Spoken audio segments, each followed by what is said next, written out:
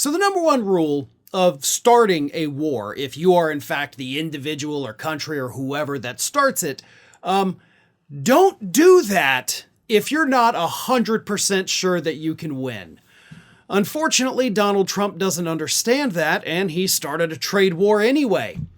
And based on the available data that was released this week from both the US and from China, China is kicking Donald Trump's butt in the trade war.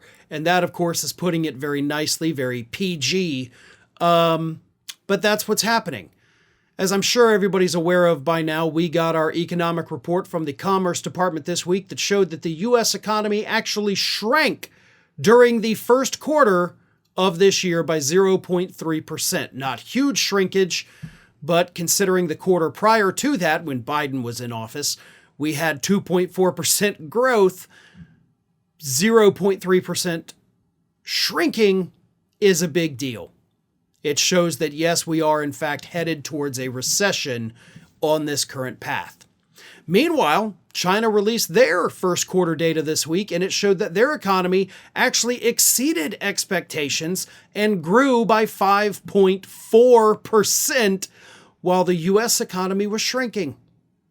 So China's economy is doing better. In fact, they're doing better than they thought they would. While over here at the U.S., we're just getting screwed left and right.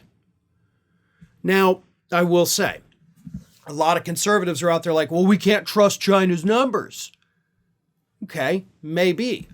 But here's the thing. U.S. companies are in fact, or at least prior to Trump putting the tariffs in place on China, the 145%, what they did was they basically front-loaded.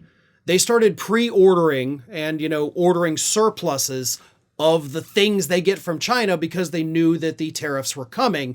So yes, China's economy did grow by that much. And U.S. companies are responsible for that because they knew the tariffs were coming. They needed to stockpile while they had the opportunity, which of course does mean that this 5.4% growth that China is experiencing is not sustainable, and we will likely see a much smaller, if not a complete retraction for their second quarter. However, second quarter's 3 months off. All right. We can only deal with what we got right now. And right now, on paper, China is kicking our butts. They're also kicking our butts in practice. As I've mentioned many a time so far, China has already struck deals with other countries to supply vital foods that they used to import from the United States. So not only are they saying, well, we're just going to go over here, but now the U.S., our farmers, they're getting extra screwed because they can no longer sell those goods to China because they're too expensive for China to bring in because they put 125% tariffs on goods coming from our country. But don't worry, because Trump insists, nope, this is all going to work out because all those companies that are manufacturing in China are going to bring it over here to the U.S. After decades of offshoring jobs, suddenly they're going to bring them back. Let me go ahead and tell you this, though. If that was truly the goal of this trade war, which Trump says it is, why didn't you just negotiate with the companies? Tim Cook from Apple has visited you in the White House. You have his phone number.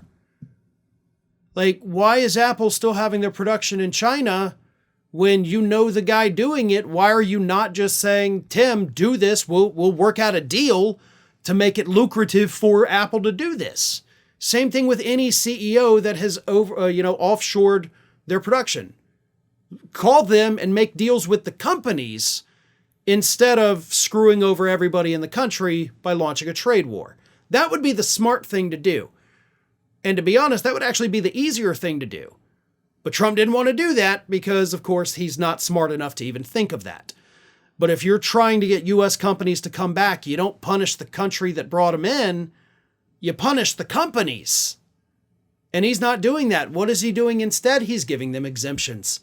So he's making it to where these countries have companies have no incentive to come back to the United States.